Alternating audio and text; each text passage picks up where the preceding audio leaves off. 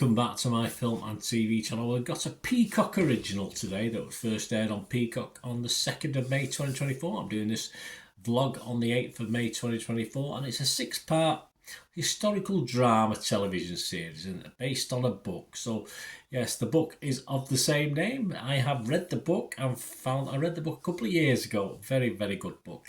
This doesn't quite live up to it, but it's not a bad adaptation. And we're talking the Tattooist of Auschwitz. Yeah, cast includes Harvey Keitel, Melanie Linsky, Jonah Hauer-King and Anna Prochniak. And of course it's a six-parter, about 45-50 minutes per part. It's about Lali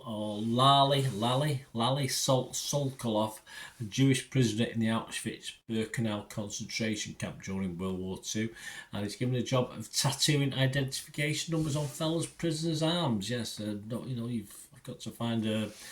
to survive, you had to obviously do. If you weren't like a carpenter or a joiner or something like that, you just had to find ways, sadly, of surviving, of course. My thoughts on this, as I said, the book was excellent. Obviously, if you've not read the book, if you like to read, it's well worth it, because even though this is a 6-episode series, there's far more detail in the book. On various things that they sort of skirt over a little bit in this series, and it never quite gets up to the level and feel of the book, in fairness. But then again, not many book adaptations do, is there? Sort of very few do the book's justice in theory, but that's just how it is. The main problem for me, it does lie in casting, but you can only work with what they've got, the actors, can't they? I never really connected with the characters in the way that I did in the book. And even if you haven't read the book, it's perhaps the sort of story itself doesn't allow the actors to fully explore perhaps the depths of their own characters, in theory. Even the romance for me seemed a little half-hearted. I mean, it's, of course, a romance against such a backdrop is amazing in itself, but again, it probably wasn't done justice. I think they've tried to appeal to a wider age group with this. It's obviously a telling of a horrific chapter in history, and I think it's lost some of its the power that it could have had.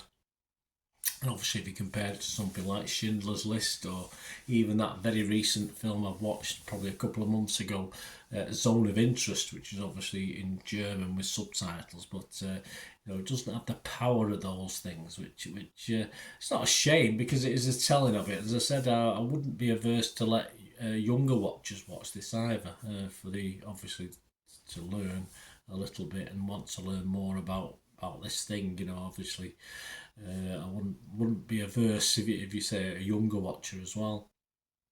The modern side of the story, obviously the modern take on it with Harvey Keitel, does add to the poignancy of it, and is reasonably timed. Obviously the story is told through flashbacks, but I say it's reasonably timed within that. I mean, you might have one episode, might have 2 or 3 flashbacks, and obviously going back to modern times. So it's not just simply start off flashback, end back in modern times. It does switch it about, but it's fine. It's okay, even for my old brain.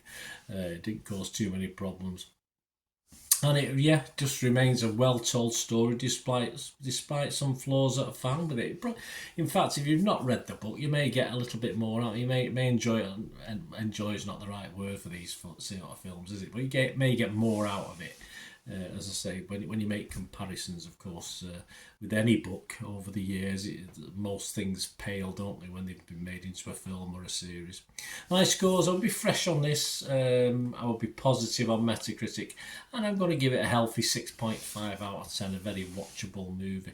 Other scores, what do they say? Well, generally a bit higher than me. Rotten Tomatoes, 6.6 out of 10. That's just 29 critics, though, with a 76% positivity. 22 were fresh and 7 were rotten. The consensus of the website, a dramatisation of atrocity and fickleness of memory that can be difficult to watch. The Tattooist of Auschwitz is dramatically uneven but undeniably affecting. Metacritic, a little less than me. They give it 61 out of 100. That's based on 16 critics. 7 were positive, 9 were mixed, but there's no negatives, which is absolutely spot on probably for this. Rotten Tomatoes audience, 80% positivity. I have no breakdown of that. But when it comes to it, of course, Internet Movie Database, you always have a look at that. 1,600 scores. As I'm doing this, and yeah, 7.9 out of 10, very, very high. I'd expect that to drop a little bit, but yeah, incredibly high compared to, of course, Rotten Tomatoes, me and Metacritic, but yeah, worthy of that for the subject matter, of course. So there you go, guys. Hope you enjoyed this. Let me know if you get to watch it. Let me know what you thought of it. And before I do go, of course, if you're interested in subscribing, press that button. And of course, any likes are always appreciated. And if you like your film and TV, or if you check through the channel and see my stuff on my football team, Manchester City, if that's of any interest to you, or you know someone who might be, you can follow me on X at Bernard_Deneen, so all things film, TV and football. And you can follow me on Bernard Deneen on Facebook as well, so we'll get me on there. And if any interest, you've got any interest in sponsoring the channel in any way, or you want a shout out for anything, just get me a message through Facebook or X, or message me through YouTube, and I'll get back to you. Thanks for watching, guys. Until we meet again. And that's one thing, don't I? Please stay safe, everyone. Bye for now.